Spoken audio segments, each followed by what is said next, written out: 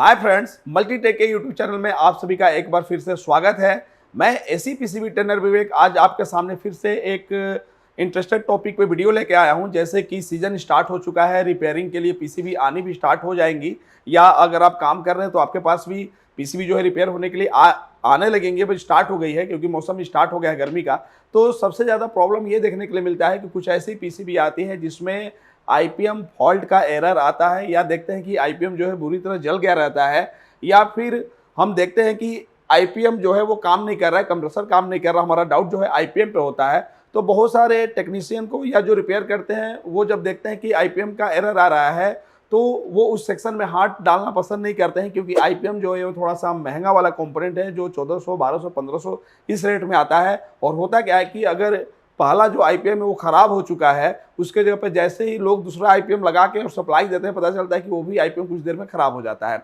तो बहुत लोग आईपीएम फॉल्ट में पीसीबी में हाथ नहीं डालते हैं, लेकिन ऐसा कुछ नहीं है। अगर आईपीएम फॉल्ट का एरर आ रहा है या पहले से आईपीएम जल गया है, हमें अगर उसके जगह पे दूसरा आईपीएम लगाना है तो हम लगा सकते हैं, लेकिन उसके लिए हमें कुछ उसका इनपुट रिक्वायरमेंट चेक करना पड़ेगा कि पीसीबी में जो उसका इनपुट रिक्वायरमेंट है वो ओके है कि नहीं। अगर वो ओके नहीं रहेगा तो हम उसको ओके करने के बाद लगाएंगे तो आईपीएम 100% काम करेगा। या कुछ कंडीशन में क्या होता है कि आईपीएम के अंदर जब फॉल्ट होता है, मतलब वो आईपीएम के अंदर की फॉल्ट की वजह से आईपीएम जब खराब होता है, तो कुछ कंडीशन में ये भी देखने के लिए मिलता है कि उसके साथ साथ एमसीयू जो है वो भी खराब हो जाती है। मतलब कि एमसीयू ऑन होगी लेकिन जो 6 सिग्नल आईपीएम के लिए देती है वो 6 सिग्नल नहीं दे पाती है, जिसकी वजह से उस पीसीबी में आईपीएम काम नहीं करता है। तो आज की वीडियो में हम यही बताएंगे कि अगर हमारे पास आईपीएम फॉल्ट का एरर आ रहा है या आईपीएम पहले से खराब हो चुका है तो उसके जगह पे हम दूसरा आईपीएम डालें कि नहीं डालें, उसके लिए हमें कूल टेस्टिंग या हॉट टेस्टिंग क्या करनी होगी, जिससे हम एकदम श्योर हो जाए कि हाँ इस पीसीबी में जो है एमसीयू ओके है, हम यहाँ पर आईपीएम डालेंगे तो काम हो जाएगा। तो वो सारा चीज़ जो टेस्टिंग है हम आपको बताने वाले हैं, ऑन बोर्ड भी बताएंगे, सिग्नल तक चेक करके बताएंगे। तो आप वीडियो के लास्ट तक बने रहिए। और वीडियो स्टार्ट करने से पहले मैं आपको ये बता दूं कि हमारा जो मल्टीटेक इंस्टीट्यूट है वो दिल्ली में तिलक नगर में है, और Tilak Nagar metro gate number 3 के बिल्कुल पास में है, जहां पर बहुत सारे कोर्सेज कराए जाते हैं, जिसमें आपका एसी पीसीबी का इन्वर्टर, नॉन इन्वर्टर, ये सारी चीज़ें जो है आपको चीप लेवल तक की एकदम बेसिक से एडवांस लेवल तक में सिखाई जाएगी। और हमारा खुद का सर्विस सेंटर है जहां पर पीसीबी रिपेयर होती हैं। तो वहां पर जो हमारे स्टूडेंट यहाँ रिपेयरिंग सीखते हैं वो हमारे सर्विस सेंटर में बैठ के सोल्डिंग, डिसफोल्डिंग, कंपोनेंट निकालना, लगाना, पीसीबी रिपेयर करना, वो सारा चीज़ प्रैक्टिस करने के बाद ही यहाँ से जाते हैं, और जाते ही तुरंत अपना बिजनेस स्टार्ट करके पैसा अच्छा खासा कमाना स्टार्ट कर देते हैं। और उसके बाद जब वो कहीं फंसते भी हैं तो हम लोग सपोर्ट देते रहते हैं, जिससे उनका काम जो है अच्छा से चल जाता है। तो आप भी अगर इंटरेस्टेड है तो स्क्रीन पर दिए हुए नंबर पे कॉल कर सकते हैं, विजिट करके डेमो क्लास ले सकते हैं।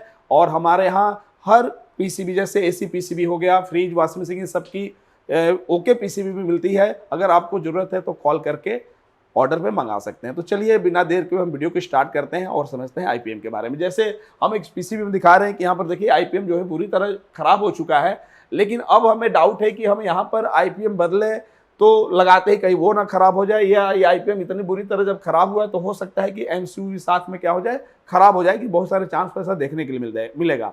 तो फिर हम कैसे पता करें कि एमसीयू ओके है कि नहीं, या यहाँ पर हम आईपीएम डालें तो हमारा आईपीएम चलेगा कि नहीं।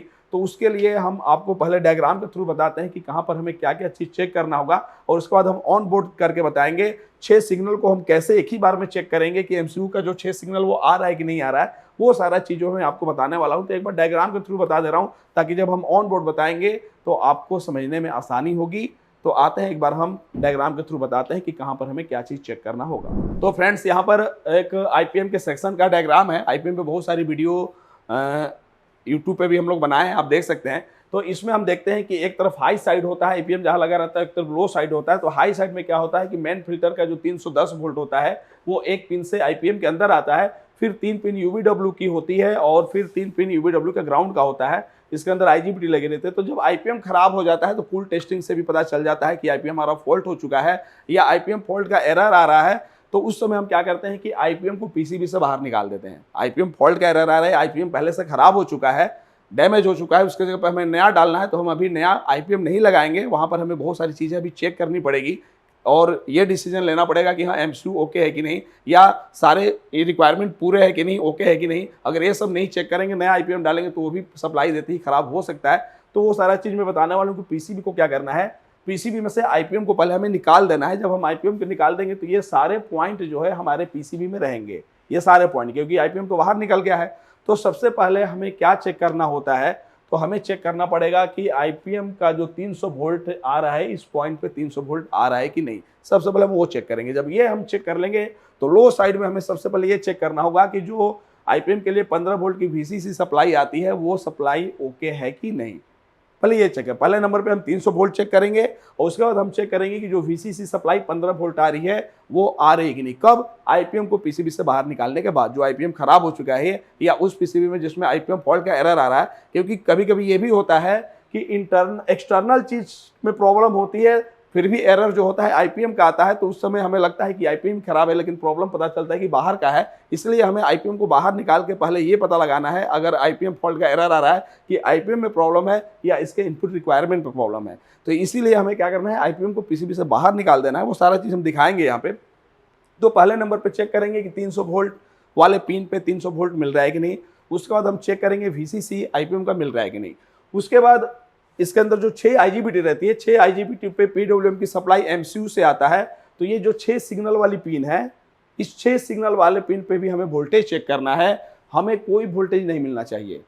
हम आउटडोर की बात कर रहे हैं, आउटडोर में सप्लाई दे देंगे, इंडोर अभी नहीं लगाएंगे। आउटडोर में सप्लाई दे के हम चेक करेंगे तो हमारा यहाँ 300 मिलना चाहिए और 6 सिग्नल वाले पिन पे जो है कोई वोल्टेज नहीं आना चाहिए। अगर 6 में से किसी भी एक पिन पे आपको 2 वोल्ट 3 वोल्ट दिख रहा है, इसका मतलब वो प्रॉब्लम जो है वो एमसीयू का है। तो हमें सिग्नल वाले पिन पे कोई वोल्टेज ऐसे नहीं आना चाहिए। हाँ, जब सिग्नल आए उस समय कुछ समय के लिए वोल्टेज दिखे, लेकिन वो कुछ ही समय के लिए दिख के बंद हो जाता है। अगर हमें लगातार 6 सिग्नल वाले पिन पे किसी पे भी वोल्टेज बना हुआ दिख रहा है तो इसका मतलब है कि हमारी एमसीयू खराब है। तो 6 सिग्नल वाले जो पिन है वहां पर हमें वोल्टेज चेक करना है, कोई वोल्टेज हमें नहीं मिलना चाहिए। उसके बाद ये जो कैपेसिटर लगे रहते हैं, तो यहाँ पर कैपेसिटर और जो जेनर डायोड लगे रहते हैं इनकी भी टेस्टिंग करनी जरूरी होती है, क्योंकि कभी कभी एक जेनर डायोड खराब हो जाता है जिसकी वजह से कोई आईजीबीटी स्विचिंग नहीं कर पाती है और शॉर्ट हो जाती है। तो आईपीएम निकाल दें बाहर, उसके बाद हमें ये जेनर डायोड भी चेक करने होंगे, ये कैपेसिटर जो है वो भी चेक करने होंगे, जो बूट स्टेप कैपेसिटर लगे रहते हैं। और उसके बाद हमें चेक करने की जरूरत क्या पड़ती है, तो चेक करने के लिए एक वीएफओ पिन होता है फॉल्ट आउट का। हमें इस पिन पे चेक करना है कि इस पिन पे हमें पॉजिटिव वोल्टेज मिलना चाहिए, 5 वोल्ट या 3.3 वोल्ट मिलना चाहिए। अगर इस पिन पे कोई वोल्टेज नहीं मिल रहा है तो हो सकता है कि पुल अप रजिस्टर ये खराब हो गया हो। यहाँ वोल्टेज हमें मिलने रहना चाहिए। कब? जब आईपीएम निकाल दिए हैं तब। उसके बाद एनटीसी वाली पिन होती है, तो ये इसके कंडीशन के अनुसार हमें वोल्टेज मिलेगा। अगर ये R1 पे लगा होगा तो इस पिन पे 5 वोल्ट मिलेगा, ऐसे हमें मिलना चाहिए यहाँ पे, वो तो इसके कंडीशन के अनुसार। लेकिन हम इसकी कूल टेस्टिंग भी करेंगे। कूल टेस्टिंग कैसे करेंगे वो सारा चीज़ों में आपको पीसीबी में बता रहा हूँ। उसके बाद जब ये हम चेक कर लेंगे तो फिर हमें ये चेक करना होगा कि एमसीयू से जो 6 सिग्नल आते हैं वो 6 सिग्नल आ रहे हैं कि नहीं। वो 6 सिग्नल लाने के लिए हमें क्या करना होगा, इंडोर आउटडोर सबको एक साथ लगाना पड़ेगा और कमांड देना पड़ेगा, मतलब इंडोर से कि कंप्रेसर चालू करें। कंप्रेसर चालू करने के लिए जब एमसीयू सिग्नल भेजेगी तो वो सिग्नल हमें 6 पिन पे आने चाहिए और एक साथ हमें 6 पिन पे अगर सिग्नल चेक करना हो तो वो चेक करने का तरीका मैं बताऊंगा। उसके लिए हमें एक छोटा सा एलईडी से डिवाइस बनाना होगा। एलईडी से हम एक साथ 6 सिग्नल को चेक कर लेंगे। डीएसओ से भी चेक कर सकते हैं, नॉर्मल मल्टीमीटर से भी चेक कर सकते हैं। लेकिन अगर नॉर्मल मल्टीमीटर से चेक करेंगे तो 6 बार पीसीबी को ऑन करना पड़ेगा, क्योंकि एक बार सिग्नल आने के बाद बंद हो जाता है तो समय लगेगा। जबकि हम एलईडी से अगर 6 सिग्नल चेक करेंगे तो वो एक बार में ही हम 6 सिग्नल चेक कर सकते हैं कि 6 सिग्नल ओके है कि नहीं। तो वो सारा चीज़ जो है मैं आपको पीसीबी पे दिखा रहा हूँ। तो सबसे पहले हम कूल टेस्टिंग करते हैं, मतलब बिना सप्लाई दिए हुए कहाँ पर कितना रेजिस्टेंस आना चाहिए, डायोड वैल्यू आना चाहिए, उससे भी हमें काफ़ी हद तक पता चल जाएगा। और उसके बाद हम सप्लाई देके चेक करेंगे कि इनपुट रिक्वायरमेंट सब पूरा है कि नहीं। तो आते हैं बोर्ड पे समझते हैं। तो फ्रेंड्स, जैसा कि आप देख रहे हैं, ये आईपीएम जो है ख़राब हो चुका था और पीसीबी में आईपीएम फॉल्ट का एरर भी आ रहा था। तो आईपीएम को हमने बाहर निकाल भी दिया है, चेक भी किया तो ये फॉल्टी बता रहा है। लेकिन अब इस आईपीएम को पीसीबी से निकालने के बाद क्या हम यहाँ पर दूसरा आईपीएम डाल सकते हैं तुरंत? तो अगर हम दूसरा आईपीएम डालते हैं तो हो सकता है कि वो भी फॉल्टी कंडीशन में हो जाए, क्योंकि पहले हमें इनपुट रिक्वायरमेंट देखना होगा कि जब इसके पहले जो आईपीएम लगा हुआ था वो आईपीएम आखिर किस रीजन से ख़राब हुआ है। क्या उसका कोई इनपुट रिक्वायरमेंट गड़बड़ है, या ये भी हो सकता है कि आईपीएम के इंटरनल फॉल्ट के चलते वो ख़राब हुआ है। लेकिन ख़राब होने के साथ साथ ये भी हो सकता है कि वो बाहर के इनपुट वाले जो रिक्वायरमेंट है उसको वो डैमेज कर दे। तो जब तक हम पूरा इनपुट रिक्वायरमेंट चेक नहीं करेंगे तब तक हम आईपीएम नहीं डाल सकते। तो इनपुट रिक्वायरमेंट पे हमें क्या क्या चेक करना होगा वो मैं बता रहा हूँ। तो सबसे पहले तो कूल टेस्टिंग करनी होगी। कूल टेस्टिंग का मतलब कि पीसीबी में भी कोई सप्लाई नहीं देना है और आईपीएम के एक एक पिन का जो डिटेल है, कौन सी पिन किस चीज़ की है, वो हम आईपीएम का डेटा सेट निकाल के भी पता लगा सकते हैं। लेकिन जो सामने मैं पीसीबी रखा हूँ, इस पीसीबी पे हर पिन पे लिखा हुआ है कि कौन सी पिन किस चीज़ की है। जैसे यहाँ पर देखेंगे तो UBW लिखा हुआ है, ये पी पावर वाली पिन लिखी हुई है और ये जो निगेटिव वाली है UBW की, वो लिखा हुआ है। तो इस तरीके से इसमें लिखा हुआ है तो हम समझ सकते हैं। अगर किसी पीसीबी में पिन का डिटेल नहीं मालूम है तो जो आईपीएम हम निकाले हैं उसके डेटा शीट से एक एक पिन का डिटेल मालूम कर सकते हैं। तो सबसे पहले जो हमें चेक करना होगा, क्योंकि ज़्यादातर प्रॉब्लम ये देखा जाता है कि आईपीएम जब फॉल्टी होता है तो उसके साथ जो पीसीबी की एमसीयू होती है, जहाँ से छः सिग्नल आता है, वो 6 सिग्नल वाला ट्रैक जो होता है एमसीयू के अंदर ख़राब हो सकता है, जिसकी वजह से एमसीयू का सिग्नल नहीं आएगा। तब इस पीसीबी में कोई भी आईपीएम लगा लेंगे तो हमारा आईपीएम काम नहीं करेगा। तो सबसे पहले हम कूल टेस्टिंग से पता लगाएंगे कि एमसीयू के अंदर की जो सिग्नल वाली सर्किट है वो ओके है कि नहीं। तो एमसीयू के अंदर की सिग्नल वाली सर्किट हम एमसीयू के बाहर से कैसे पता लगाएंगे, तो उसके लिए हमें एक जीआर टेस्टिंग करना होता है। जीआर टेस्टिंग में हम करते क्या है कि अपने मल्टीमीटर को रखते हैं डायोड रेंज पे। जैसे ये मल्टीमीटर आप देख रहे हैं, इसको हमने ऑलरेडी डायोड रेंज पे सेट कर दिया है।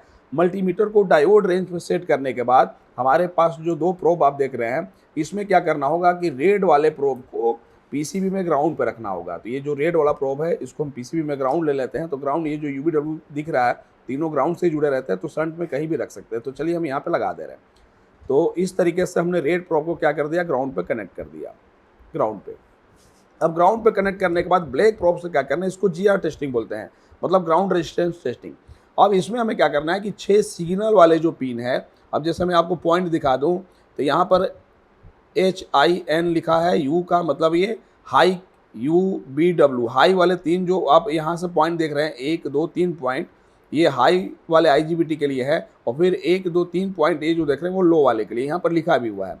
तो इसकी वजह से तो चलिए पहले हम ये 6 सिग्नल वाले पिन पे हमें चेक करना होगा जीआर टेस्टिंग, और हमें सेम रेजिस्टेंस मिलना चाहिए, वो भी डायोड रेंज के अंदर मिलना चाहिए। तो ये हाई, यू का हाई है, यहाँ पर अगर हम रख रहे हैं तो मल्टीमीटर पे आप देखिए हमारा कितना आ रहा है, 843.843 आ रहा है। मतलब कि डायोड की वैल्यू 700 साढ़े 700 के करीब आती है। ये ज़्यादा इसलिए दिख रहा है क्योंकि ग्राउंड सेट ये हो रहा है और इस ट्रैक पे जो 100 ओम का रजिस्टर लगा रहता है हर सिग्नल वाले पे, उसका भी रेजिस्टेंस दिखा रहा है, जिसकी वजह से थोड़ा सा ज़्यादा दिख रहा है। तो हमें ज़्यादा ही दिखेगा, लेकिन हमें 6 सिग्नल वाले पिन पे देखना है, तीनों पे हमें सेम, 6 पे हमें सेम मिलना चाहिए। जैसे ये 843 दिख रहा है तो इस पे भी हम चेक करेंगे तो इस पे भी हमें 843 ही मिलना चाहिए।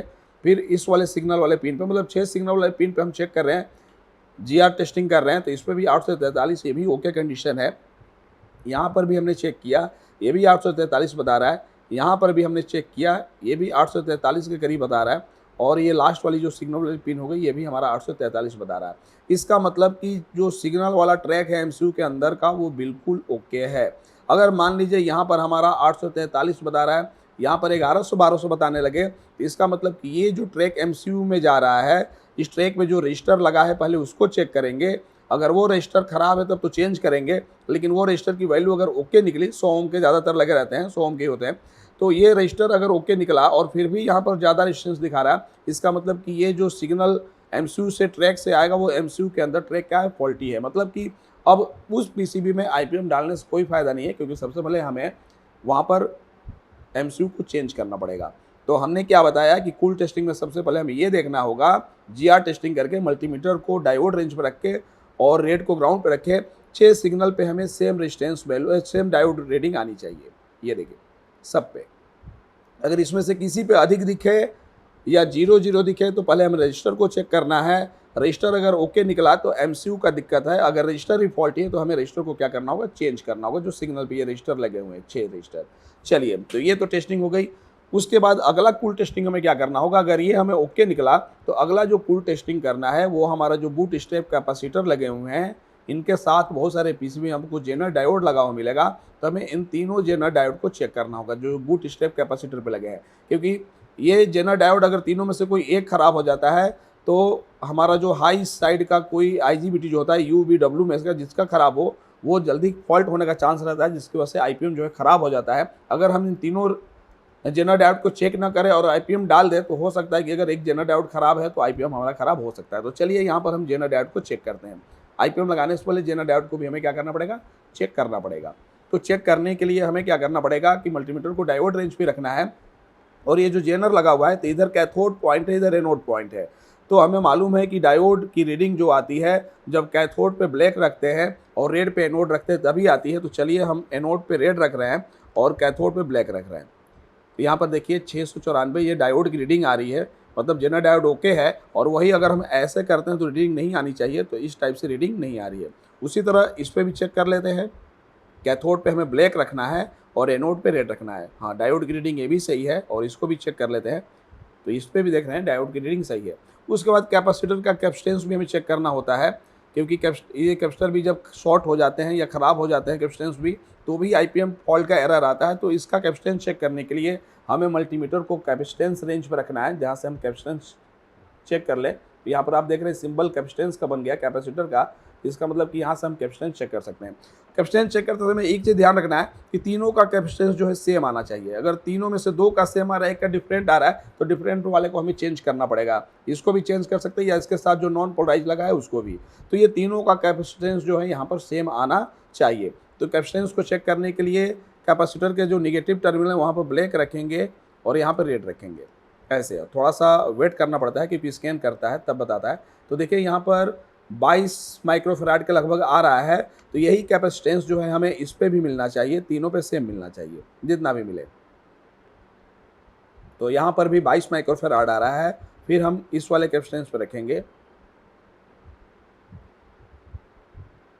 तो यहाँ पर भी 22 आ रहा है। मतलब कि ये कैपेसिटर और नॉन पोलराइज कैपेसिटर दोनों ओके है तभी सेम आ रहा है। अगर किसी में से एक भी खराब हुआ रहता तो डिफरेंट आता, तो उस पर हम डाउट करते और चेंज कर देते। इसका मतलब कि हमारा जो बूट स्टेप कैपेसिटर और जेनर डायोड है वो भी बिल्कुल ओके है। अगर आप चेक कर रहे हैं कोई फॉल्टी दिख रहा है तो आप पहले चेंज जरूर करिएगा, तब आईपीएम लगाइएगा। तो कूल टेस्टिंग में हमने क्या चेक किया, 6 सिग्नल पे डायोड जीआर टेस्टिंग, और ये हमारा जो कैपेसिटर है इसको हमने चेक किया। तो इतना हमें चेक करना पड़ेगा कूल टेस्टिंग में। अगर इसमें कुछ प्रॉब्लम है तो उसको चेंज करके सही करना होगा, लेकिन इतना से भी हमारा जो है आईपीएम सही काम नहीं कर सकता, हो सकता है कि ख़राब हो जाए। तो कूल टेस्टिंग में इतना तो पास होना चाहिए। अगर कूल टेस्टिंग में ही प्रॉब्लम हो तो उसको सही करना पड़ेगा, लेकिन उसके बाद भी अभी आईपीएम नहीं डालना है। अब हम पीसीबी में सप्लाई देके अब ऑन बोर्ड हमें चेक करके देखना होगा कि किस पॉइंट पे क्या मिलना चाहिए, उसके बाद ही हम आईपीएम डालेंगे। तो एक बार हम सप्लाई देके दिखाएंगे, लेकिन उसके पहले हम बता दें कि सप्लाई देने के बाद हमें क्या क्या चेक करना होगा। तो ये जो 300 वोल्ट वाली पिन है यहाँ पर 300 मिलना चाहिए। ये जो 15 वोल्ट वाला कैपेसिटर यहाँ पर 15 वोल्ट, या यहाँ पर लिखा हुआ है VDD और ये ग्राउंड है, तो यहाँ पर भी हमें 15 वोल्ट मिलना चाहिए। BFO पिन पे पॉजिटिव मिलना चाहिए, और सिग्नल वाले जो भी पिन है हमें इस पर कोई वोल्टेज नहीं मिलना चाहिए। यहाँ पर वोल्टेज तभी मिलना चाहिए हमें जब हम इंडोर के साथ सारा सिस्टम लगा दिए हैं, तब MCU से जो सिग्नल आएगा उस समय वोल्टेज मिलना चाहिए।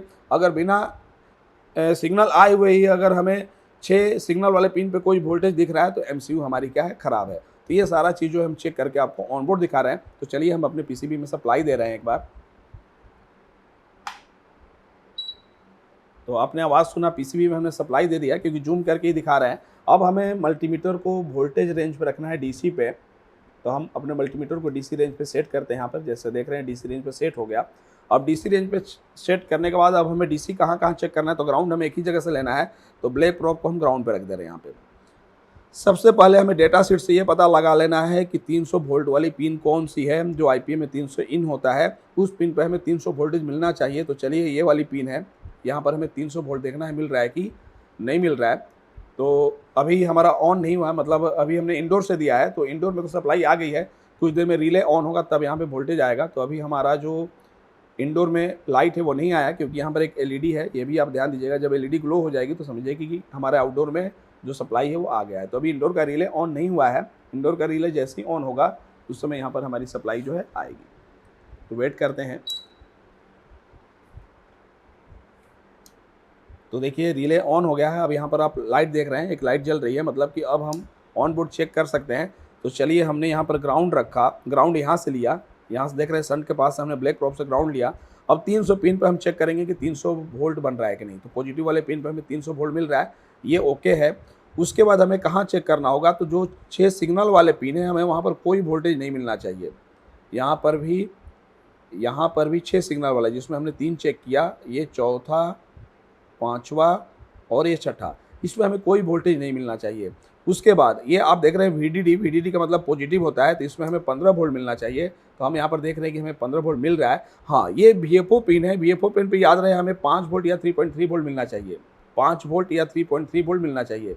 जिसमें MCU 5 वोल्ट से चलेगा उसमें 5 वोल्ट मिलता है VFO पे, और जिसमें 3.3 से चलता है उसमें 3.3 मिलना चाहिए। तो ये भी हमारा ओके दिखा रहा है। तो इतना वोल्टेज हमें चेक करना होगा। कौन कौन सा वोल्टेज फिर एक बार मैं बता रहा हूँ, एक ध्यान से देखिए। एक तो 300 पॉजिटिव देखना होगा कि वो आ रहा है कि नहीं, तो बिल्कुल आ रहा है। उसके बाद हमें 6 सिग्नल वाले पिन पे देखना है कि कोई वोल्टेज नहीं आना चाहिए, कोई वोल्टेज नहीं आना चाहिए। वोल्टेज तभी आएगा जब सिग्नल आएगा, तो जब इंडोर लगाएंगे तभी आएगा। तो ये 6 सिग्नल वाले पे कोई वोल्टेज नहीं मिल रहा है। हाँ, VFO वाले पे हमें वोल्टेज 5 वोल्ट या 3.3 वोल्ट मिलना चाहिए, तो 3.3 मिल रहा है, और 15 वोल्ट जो VDD है वो भी मिल रहा है। तो इसका जो इनपुट रिक्वायरमेंट है वो लगभग हमारा बिल्कुल पूरा है। लेकिन अभी भी हमें IPM यहाँ पर नहीं लगाना है, क्योंकि हमें देखना है कि जो 6 सिग्नल आ रहे हैं MCU से, जो 6 सिग्नल आएंगे वो 6 सिग्नल जो है आ रहे हैं कि नहीं, वो हमें सबसे पहले देखना पड़ेगा। तो 6 सिग्नल के लिए हमें क्या करना होगा कि 6 सिग्नल को अगर हमें एक साथ चेक करना है तो उसके लिए हमें एक डिवाइस बनाना पड़ेगा, हमें 6 LED यूज करनी पड़ेगी। और वो 6 LED कैसे यूज करनी पड़ेगी वो सारा चीज़ों में बता रहा हूँ। तो एक बार सप्लाई बंद करके बता रहा हूँ, और एक साथ हम 6 सिग्नल को क्या करेंगे, चेक करेंगे। तो फ्रेंड्स, जैसा कि एक बार मैं आपको इधर भी दिखा दूँ, हमने इस PCB के साथ इंडोर लगा दिया है। जैसा कि आप देख रहे हैं, इंडोर के साथ ये डिस्प्ले, मोटर और ये कनेक्शन भी कर दिया अब, क्योंकि अब हमें यहाँ 6 सिग्नल चेक करने हैं। और 6 सिग्नल को एक साथ चेक करने के लिए हमने एक डिवाइस बनाया है जिसमें 6 LED ली है। जैसे आप यहाँ पे देख रहे हैं, हमने इसमें क्या किया है कि 6 LED लिया है, और 6 LED का जो कैथोड पॉइंट है, कैथोड का मतलब कि जो निगेटिव जिस पे देते हैं, सारे का सारे 6 LED का कैथोड को हमने क्या कर दिया, कॉमन कर दिया, और एनोड वाले पिन से अलग अलग वायर निकाला। और जो कैथोड वाली पिन को कॉमन कर दिया, उस पर हमने यहाँ पर 10 किलो ओम का एक रजिस्टर भी लगाया है। तो इसका डायग्राम जो है वीडियो के लास्ट में मैं आपको स्क्रीन पे दिखाऊंगा, उसको देखिएगा जरूर, और उस तरीके से आप बना भी लेते हैं अगर, तो आसानी से आप 6 सिग्नल को चेक कर सकते हैं। तो हमने ऐसे कर दिया। उसके बाद वीडियो लंबा ना हो उसके लिए हमने क्या किया कि इनका कनेक्शन कैसे किया है। तो जो हमारा कॉमन कैथोड वाला पॉइंट था, जो निगेटिव सबको हमने एक किया है, वो वायर हमने येलो कलर का किया है। तो इस येलो वाले कलर के वायर को हमने कहाँ दे दिया है, PCB में हमने ग्राउंड से जोड़ दिया। देखिए यहाँ पर हमने कनेक्शन किया है, तो यहाँ पर हमने क्या किया है कि ग्राउंड से जोड़ दिया है, यहाँ पर येलो को ग्राउंड से जोड़ दिया है। और ये जो 6 पॉजिटिव वाले पिन है, ये जो 6 पॉजिटिव वाले पिन है, इसको हमने कहाँ लगाया है, तो 6 सिग्नल वाला जो पॉइंट है IPM का, उस पर हमने 6 प्लस वाला जो पॉइंट होता है LED का, उसको हमने ऑलरेडी यहाँ पर जोड़ दिया। तो इस तरीके से आपको 6 LED का जो पॉजिटिव पॉइंट है उसको कहाँ जोड़ देना है, तो जहाँ 6 सिग्नल MCU से आता है वहाँ पर जोड़ देना है। और निगेटिव वाले पॉइंट को हमें कहीं से भी PCB में ग्राउंड दे देना है। लेकिन याद रखना है वहाँ पर 10 किलो ओम का रजिस्टर लगाना जरूरी है, क्योंकि LED जब एक साथ 6 LED ऑन होगी तो वो कुछ मिली एम्पियर लेती है, तो वो सारा लोड MCU पे पड़ सकता है। तो MCU पे ज़्यादा लोड ना पड़े, इसलिए हमने 10 किलो ओम का क्या लगा दिया, रजिस्टर लगा दिया। इस तरीके से जोड़ने के बाद अब हमें क्या करना होगा, इंडोर आउटडोर दोनों को ऑन करना होगा। और जब इंडोर आउटडोर ऑन करेंगे तो उस समय हमें यहाँ पर ध्यान से देखना होगा कि जब सिग्नल आएगा तो हमारी 6 LED जो है वो ऑन हो रही है कि नहीं। अगर 6 में से कोई एक LED ऑन नहीं होती है, इसका मतलब कि वो सिग्नल जो है MCU से नहीं पहुंच पा रहा है। तो उस वाले लाइन को हम क्या करेंगे, वायर को देख के ट्रैक करके ट्रेसिंग करेंगे। अगर उसके बीच का रजिस्टर खराब हो तो रजिस्टर को चेंज करेंगे। अगर रजिस्टर ओके निकला तो हो सकता है कि वो प्रॉब्लम किसका हो, हमारा MCU का हो। तो एक साथ 6 सिग्नल को हम इससे चेक कर सकते हैं। उसके लिए हमें PCB को ऑन करना पड़ेगा, और इसका जो डायग्राम हम वीडियो के लास्ट में बताएंगे, आप उसके थ्रू इसको बना भी सकते हैं और यूज भी कर सकते हैं। तो चलिए हम PCB में सप्लाई देते हैं, और वेट करना होगा तब तक का जब तक कंप्रेसर चलने के लिए 6 सिग्नल जो है यहाँ पर ना आ जाए। तो PCB को हमने ऑन कर दिया है। अभी इंडोर स्टार्ट हुआ है, आउटडोर में सप्लाई आएगी, थोड़ा सा वेट करना होगा हमें। तो फ्रेंड्स, जैसा कि देख रहे हैं हमारा ये आउटडोर में भी यहाँ LED जल गई, या यहाँ की भी LED आप ध्यान दीजिए ब्लिंक कर रही है, नॉर्मल ब्लिंक कर रही है, मतलब कि सप्लाई आ गया है। एक और रिले की आवाज़ आएगी, जिसके बाद यहाँ पर हमारा 6 सिग्नल आएगा। उस समय में यहाँ ध्यान देना होगा कि 6 LED जो है जल रही है कि नहीं जल रही है। तो उसके लिए थोड़ा सा आपको ध्यान से देखना होगा, और मैं लाइट बंद भी कर दे रहा हूँ ताकि जिस समय LED ऑन हो वो आपको प्रॉपर तरीके से दिखे। क्योंकि 10 किलो ओम के रेजिस्टेंस की वजह से वो पूरा ग्लो नहीं होगी, हल्का सा ही ग्लो होगी, क्योंकि लोड इसको ज़्यादा नहीं मिलेगा। तो एक बार हम लाइट को बंद कर दे रहे हैं ताकि आपको प्रॉपर तरीके से देखने के लिए मिले। तो हमें थोड़ा सा वेट करना पड़ेगा, क्योंकि सिग्नल MCU से आने में थोड़ा सा समय लगता है। जब आएगा मैं आपको बताऊंगा, उस समय ध्यान दीजिएगा, क्योंकि एक रिले ऑन होता है मोटर का, इसमें AC मोटर है। तो हमें ये देखना होगा कि 6 जो एलईडी है वो एक साथ ग्लो हो रही है कि नहीं। अगर 6 एलईडी एक साथ ग्लो हो रही है, इसका मतलब कि 6 सिग्नल जो है एमसीयू से प्रॉपर आ रहा है। अगर वो 6 सिग्नल आ जा रहा है तो इसका मतलब कि हम यहाँ पर आईपीएम लगाएंगे, हमारा आईपीएम 110% काम करेगा। तो एलईडी से ये फायदा होता है कि एक साथ 6 सिग्नल को चेक कर लेंगे, क्योंकि वो सिग्नल ज़्यादा देर के लिए नहीं आता है। अगर हम मल्टीमीटर से या डीएसओ से चेक करेंगे तो एक एक सिग्नल को चेक करने के बाद बार बार पीसीबी को ऑन करना पड़ेगा, मतलब 6 बार पीसीबी को ऑन करना पड़ेगा, तब जाके हम 6 सिग्नल को चेक कर सकते हैं। और इस डिवाइस की मदद से हम एक ही बार 6 सिग्नल को चेक कर सकते हैं कि वो 6 सिग्नल प्रॉपर आ रहे हैं कि नहीं आ रहे हैं। और हमने यहाँ पर हाई और लो के लिए अलग अलग कलर का एलईडी लगा लिया है, आप एक भी कलर का एलईडी लगा सकते हैं। तो अब ध्यान दीजिएगा, रिले की आवाज़ आई है। अब यहाँ पर हमारा सिग्नल आएगा तो यूवीडब्ल्यू पे जो सिग्नल आएगा हाई और लो का 6, और जब आएगा तो हमारी एलईडी क्या होगी, ऑन होगी। तो ध्यान से देखिए, ये देखिए हमारी 6 एलईडी जो है ऑन हो रही है, 3 रेड है और 3 ये है, तो 6 एलईडी ऑन हो रही है। इसका मतलब कि 6 सिग्नल जो है वो प्रॉपर हैं।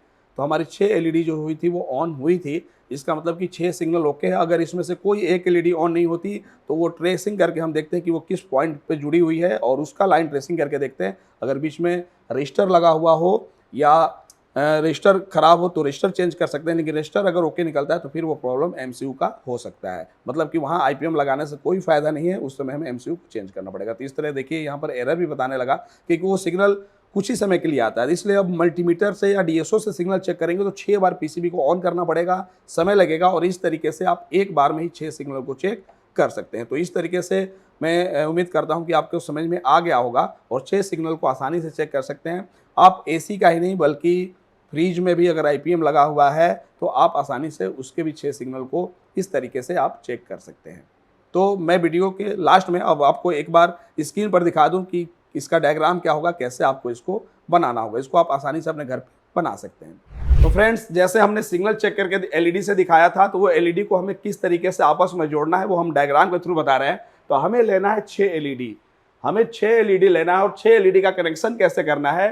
तो 6 एलईडी का जो माइनस वाला भाग होगा, जिसको हम लोग कैथोड बोलते हैं, सारे एलईडी के कैथोड को हमें कॉमन कर देना है। सारे एलईडी का जो कैथोड है उसको हमें कॉमन कर देना है, और कॉमन करने के बाद उसमें एक हमें रेजिस्टेंस लगाना है 10 किलो ओम का। और एलईडी का जो एनोड वाला भाग है, पॉजिटिव वाला भाग है, सब में एक एक वायर लगा के हमें क्या कर देना है, छोड़ देना है। तो हमें इस तरीके से कितने एलईडी लेने हैं, 6 एलईडी। 6 एलईडी का जो कैथोड है वो कॉमन कर देना है, लेकिन उसमें जो वायर लगाएंगे उस वायर में सीरीज में हमें 10 किलो ओम का रजिस्टर लगाना है। और उसके बाद जितने भी एनोड वाले टर्मिनल होंगे, पॉजिटिव वाले, सब पे एक एक वायर लगा देना है। और इस वायर को जैसे हमने पीसीबी में दिखाया था कि 3 एलईडी को जो हाई साइड के आईजीबीटी मतलब यूवीडब्ल्यू के जो हाई वाले सिग्नल आते हैं वहां पे लगा देंगे, और 3 एलईडी के पॉजिटिव को जो लो सिग्नल आते हैं, लो के लिए, लो आईजीबीटी के लिए जो सिग्नल आते हैं वहां पे हम यूवीडब्ल्यू में लगा देंगे। और इस प्रोब को हम कहाँ लगाएंगे, ग्राउंड पे। पीसीबी हमारा आउटडोर का ग्राउंड एक ही होता है, तो इसको हम ग्राउंड पे लगा देंगे। रजिस्टर लगाने के पीछे रीजन ये है कि जिस समय पीडब्ल्यूएम की सप्लाई एमसीयू से आएगी उस समय ये एलईडी ग्लो होगी, और सारी एलईडी जो है मिली एम्पियर में एम्पियर लेती है। तो उस समय क्या होगा कि ये एम्पियर का सारा लोड जो है वो हमारे एमसीयू पे पड़ेगा, तो एमसीयू खराब होने का चांस हो सकता है। इसलिए हम 10 किलो ओम का रजिस्टर लगा दिए कि एमसीयू से ये ज़्यादा एम्पियर लेगा नहीं। तो इस तरीके से हमारी एमसीयू भी सेफ रहेगी, और 6 सिग्नल आ रहा है कि नहीं आ रहा है वो भी हमारा चेक हो जाएगा। तो इस तरीके से आप इस डिवाइस को बना सकते हैं, और एक ही बार में आईपीएम के लिए जो 6 सिग्नल एमसीयू से आते हैं वो 6 प्रॉपर ओके है कि नहीं ये चेक कर सकते हैं। तो उम्मीद करता हूं कि वीडियो आपको पसंद आया होगा। पसंद आया तो लाइक करिए, कमेंट करिए, और आगे किस टॉपिक पे आपको वीडियो चाहिए वो भी बताइए। ऐसे ही टॉपिक लेकर मैं आपके सामने आता रहूंगा। तब तक के लिए धन्यवाद।